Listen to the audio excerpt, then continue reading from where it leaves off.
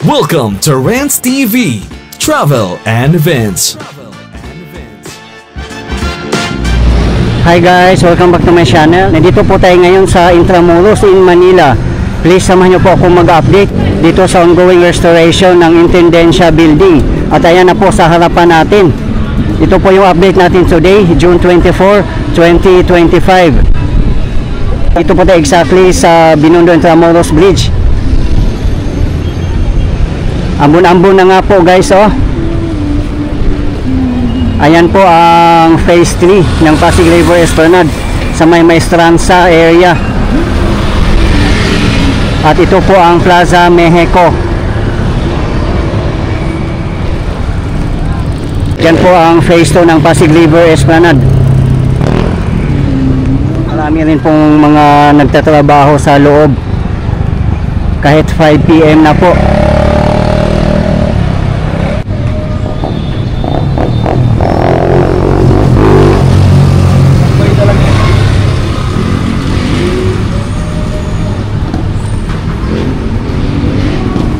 Ayan, dito sa mga side po ay meron na po siyang roofings. Hindi lang po natin makikita. Pero dati napalipad po ako ng drone, meron na po siyang mga roofings. At may tatlong atrium nga po ito sa loob. Kaya napakaganda guys, no? Lalo na po ang architectural design nito ay symmetrical or neoclassical. Kaya talagang nagre-reflect sa ating kasaysayan.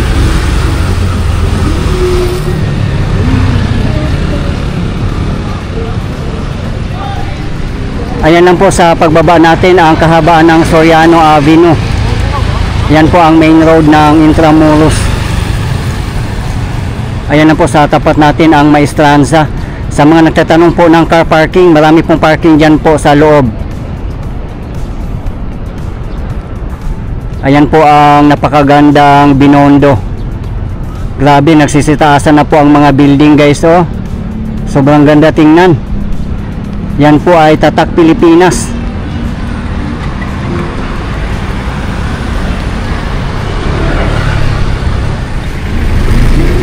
Sa mga hindi po nakakaalam, dito po dumadaan ang mga jeep na may signboard South Pier 15 at Intramuros. So kung mamasyal kayo dito at mag-commute, napakadali lang pong pumunta, wala pong problema.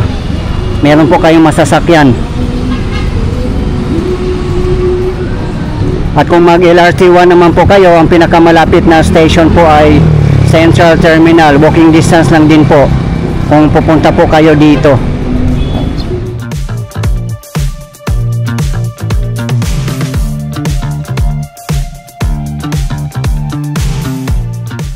Ang Intendencia Building ay former government offices for several years during Spanish era. Ayan po ang Jollibee, pinakamalapit po dito sa Pasig River Esplanade.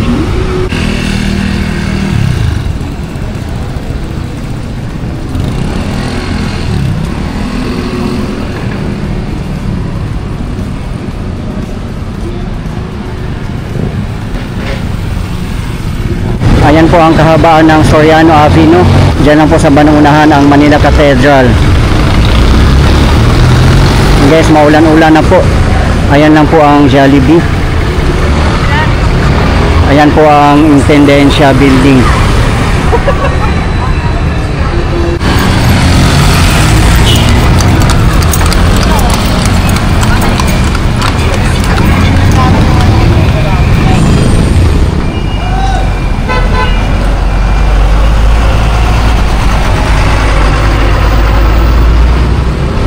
Dito po pala sa site ng BF Condominium ay former site ng the Pontifical and Royal University of Santo Tomas. Once stood on this site from 1611 to 1945. Ayan po sa tapat natin ang Plaza España. Magkatapat lang po sila sa Intendencia Building.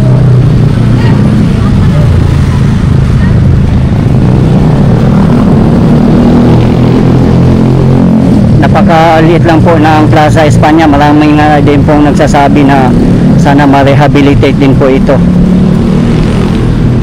Yan po sa BPI building, dyan po nakatayo dati ang Santo Domingo Church.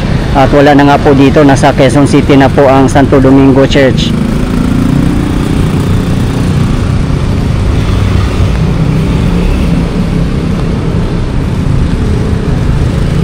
Yan po ang BF Condominium.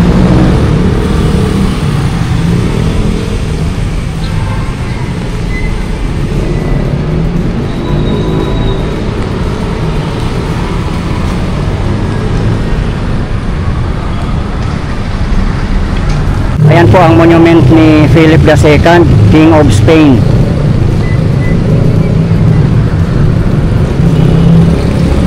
Dito po tayo exactly sa kahabaan ng Muralla Street.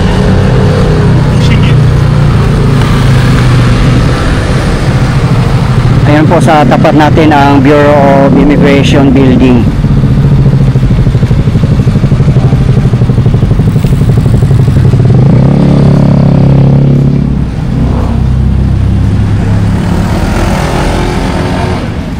Sa mga hindi po nakakaalam, ang Intendencia Building ay nire-restore po as National Archives of the Philippines.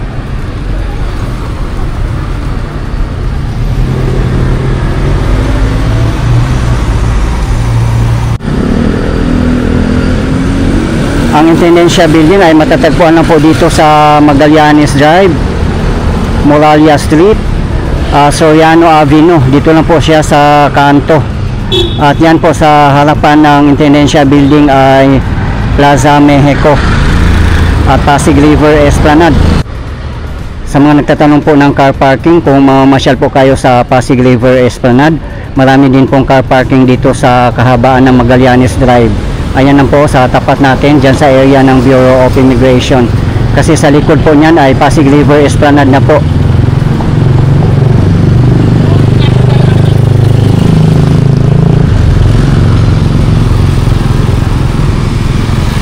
Yan po, ang dami pong nakapark dito.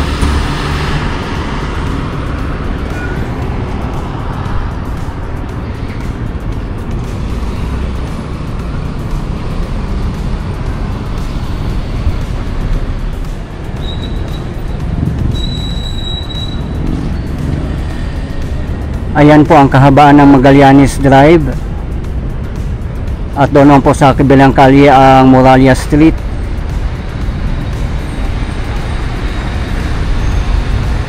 Pupunta po tayo dito sa Plaza Mexico para makita din po natin ang harapan ng Intendencia Building.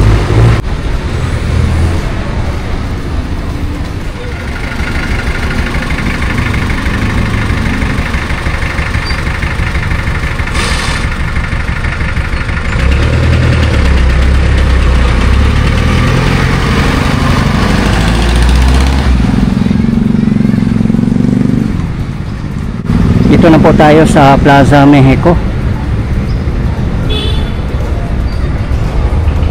Ayan, kahit maambon-ambon, ang dami pa rin namamasyal dito. Tuesday na Tuesday.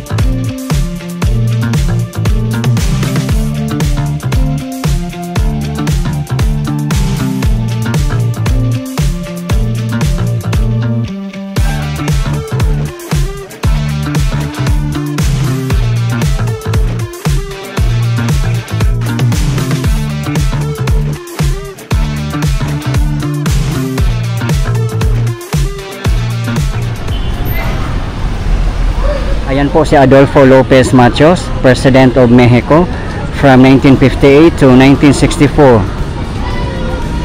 Ayan, napakalaki po niya, grabe.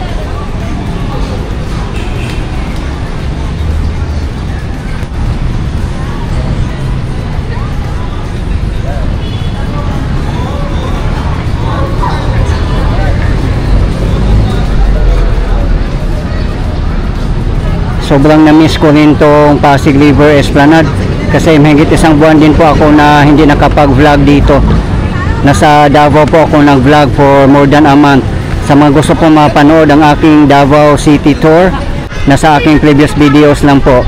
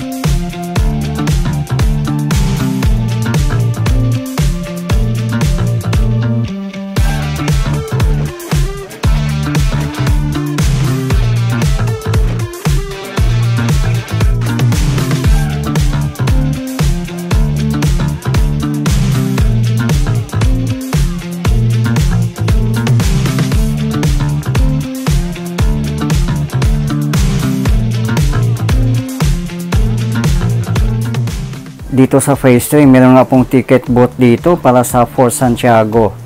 At ang entrance fee po ay 75 pesos para sa mga regular visitors at 50 pesos naman po para sa mga students, senior citizen and PWDs.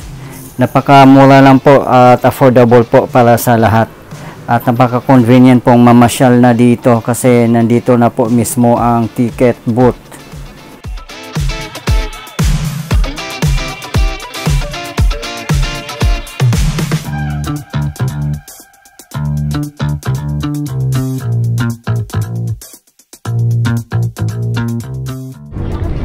Yan, kung galing na po kayo ng loob, dito na po kayo lumabas kung mamasyal kayo sa Pasig River Esplanade. Ayan o, paglabas nyo po dyan po kayo iikot at dito kayo lalabas. Diba guys, napaka convenient na po mamasyal dito, no?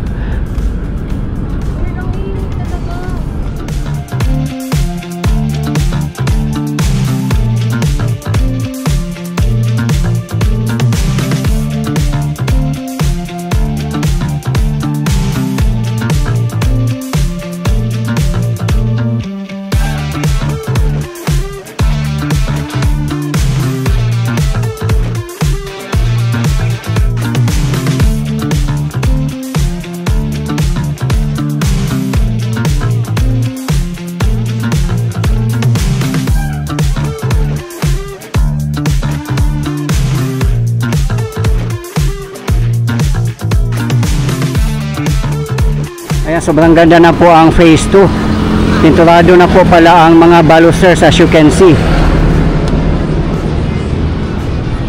At yung boardwalk po ay tapos na po pala.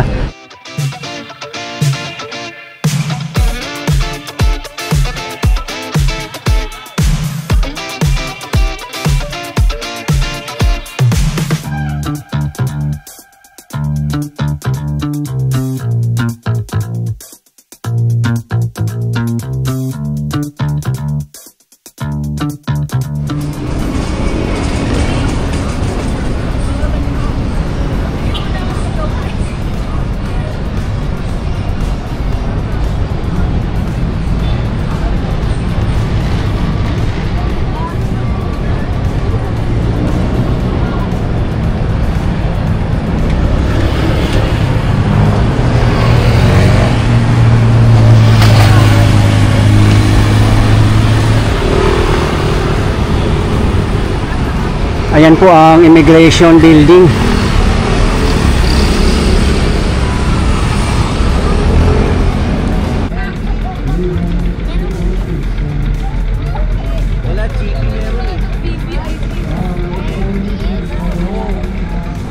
Guys, ito po yung latest update natin ngayon dito sa ongoing restoration ng Intendencia Building dito sa Intramuros in Manila. As of today, June 24, 2025. Maraming salamat po sa patuloy niyong suporta at panonood ng aking mga videos.